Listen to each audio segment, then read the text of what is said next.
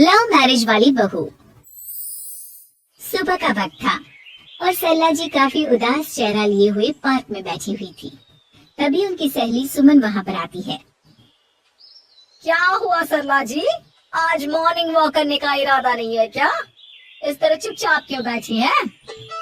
आई तो थी ये सोचकर कि पार्क में जाकर थोड़ी देर पहले टहल लूंगी, लेकिन क्या करूं, मन ही नहीं कर रहा। अरे सब ठीक है, तो इतनी परेशान क्यों नजर आ रही हैं? नहीं नहीं, ऐसी तो कोई बात नहीं है, सब ठीक है। अरे भाई, अब तो आपको खुश नजर आना चाहिए। अभी कुछ महीने पहले तो बेटी की शादी हुई है, घर में नई बहू आई है, आपके चेहरे पर तो रौनक नजर आनी चाहिए। अरे छोड़ो भी, आजकल की बहुओं के बारे में क्या बताऊं आपको। क्यों, क्या हुआ बहन जी, कोई परेशानी है क्या? कुछ किया क्या बहू रानी ने? अरे भाई, अभी तो शादी को 6 महीने हुए हैं। अब आपसे क्या छुपाना, आप तो जानती है मेरे बेटे ने लव मैरिज की है और मुझे ना इन लव मैरिज वाले बहुओं पर बिल्कुल भरोसा नहीं। ना जाने कब मेरे बेटे के कान भर दे।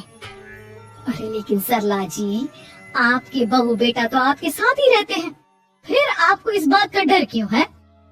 पता नहीं क्यों बहन जी, अभी तो मुझे अपनी बेटी दीपाली की भी शादी करनी है। बस इसी बात को सोचकर परेशान रहती हूँ। ये लव मैरिज वाली बहू पता नहीं कितने दिन परिवार में एडजस्ट कर पाएगी। कल को अगर बेटे को लेकर दूसरी जगह चली गई तो क्या होगा? अरे हाँ, याद आया, दीपाली तो दिल्ली में नौकरी करती है ना? हाँ, बहुत अच्छी नौकरी लगी है उसकी। और आप किसी से कहना मत, अपने ऑफिस में साथ में काम करने वाला कोई लड़का उसे बहुत पसंद है, बता रही थी मुझे। लेकिन अभी तो आप कह रही थी कि आपको लव मैरिज और इन सब में भरोसा नहीं है। अरे तो क्या हुआ, जहाँ बेटी खुश रहे वही मैं खुश हूँ। और वैसे भी बेटी को तो दूसरे घर जाना है, वो लोग जाने और उनकी बहू जाने, मुझे तो बस अपनी बेटी का ब्याह करना है। अच्छा, ठीक है, जैसी आपकी मर्जी। लेकिन मुझे लगता है कि आप अपनी बहू के लिए कुछ ज्यादा ही सोच रही हैं।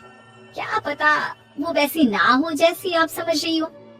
सरला जी अपनी जगह से उठते हुए कहती हैं, अब ये तो भगवान जाने, बस मेरी बेटी दीपाली की शादी उसकी पसंद से हो जाए तो मैं गंगा नहा लूं। चलिए बहुत देर हो गई है, मैं भी अब घर जाती हूँ। अच्छा, ठीक है, मैं भी चलती हूँ। अगले दिन जब सरला जी अपने घर पर बैठकर चाय की चुस्कियाँ ले रही थी, तभी उनकी बहू वहाँ पर आती है।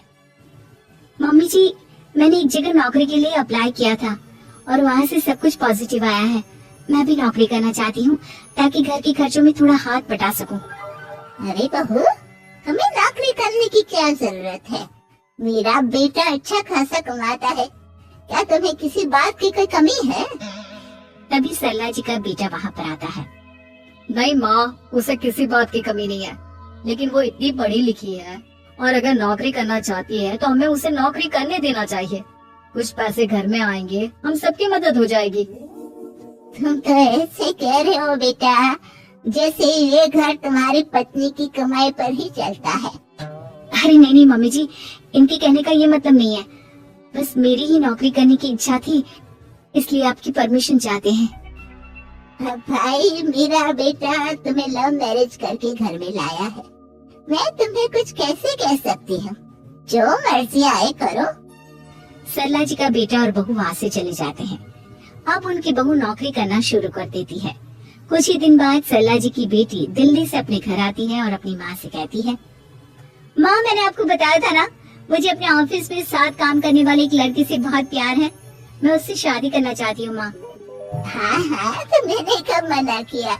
अगर तुम उसे पसंद करती हो तो उसके घर वालों को कहो, हम आपस में बात करके तुम्हारी शादी तय कर देते हैं। अरे लेकिन माँ, एक बहुत बड़ी परेशानी है। क्या परेशानी है बेटा? माँ, वो लड़का बहुत अच्छा है, लेकिन कुछ ज्यादा ही पैसे वाले घर से उसके माँ बाप। उन्हें मेरे और उसके रिश्ते से वैसे तो कोई परेशानी नहीं है, लेकिन वे चाहते हैं कि शादी 5 स्टार होटल में हो। अरे ऐसे कैसे? हम तो मिडिल क्लास लोग हैं, हमारे लिए 5 स्टार होटल में शादी करना कोई आसान काम थोड़ी ना है। लेकिन माँ, मैं क्या करूँ? मैंने उनसे बात करने की बहुत कोशिश की, बस एक इसी जगह बात अटक गई है। साफ साफ कह दो बेटा, शादी करनी है तो ठीक है, लेकिन ये 5 स्टार में शादी करने वाली शर्त मैं नहीं मान सकती। अरे कैसी बात कर रही हैं आप मम्मी जी? अगर दीपाली को कोई लड़का पसंद है तो हम उनकी शादी के लिए पूरी कोशिश करेंगे, और अगर बात पैसों की है तो कोई परेशानी नहीं है। हाँ हाँ, तुम्हें तो बस बहुत आसान लगता है सब। जिस तरह तुमने मेरे बेटे से इतनी आसानी से शादी कर ली, सारे काम उतने आसानी से नहीं होते। समझ में आया? हर काम करने में पैसे लगते हैं। लेकिन माँ, मैं उस लड़की को बहुत पसंद करती हूँ। सही बात है बेटा, लेकिन तुम उस लड़के से साफ साफ कह दो, अगर उसे तुमसे शादी करनी है तो अपने घर वालों को मनाए। अगर नहीं मना सकता तो तुम दोनों अपनी गृहस्थी अलग से कहीं सेट कर लो। कोई जरूरत नहीं है अपने माँ बाप के साथ रहने की। मम्मी जी, ये आप क्या कह रही हैं? मैं भी तो आपकी बेटी के साथ लव मैरिज करके आई हूँ। अगर मैंने भी ऐसा ही किया होता तो? लो, अब तो मुझे उल्टा जवाब देने लगी। देखो बहू, मैं तुम्हारी सास हूँ, मुझसे ठीक से बात करो। लेकिन माँ, भाभी ठीक तो कह रही हैं। हाँ, अगर बात शादी की खर्च की है तो मैं उस लड़की से कुछ कह सकती हूँ, लेकिन उसे अपने घर वालों से अलग होने के लिए कहना, ये सही होगा क्या? आप तो समझिए माँ।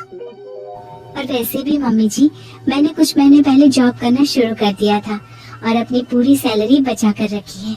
आप चिंता मत कीजिए, मैं दीपाली की शादी में कोई कमी नहीं होने दूंगी।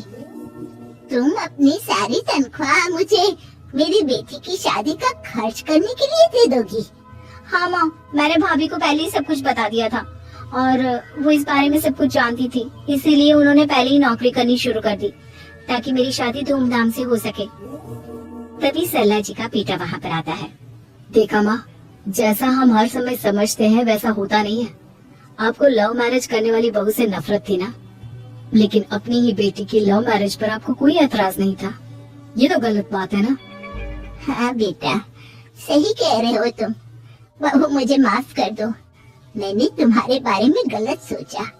आज से मैं बहू और बेटी में कोई फर्क नहीं करूंगी, और अपनी लव मैरिज वाली बहू से तो बिल्कुल नफरत नहीं करूंगी।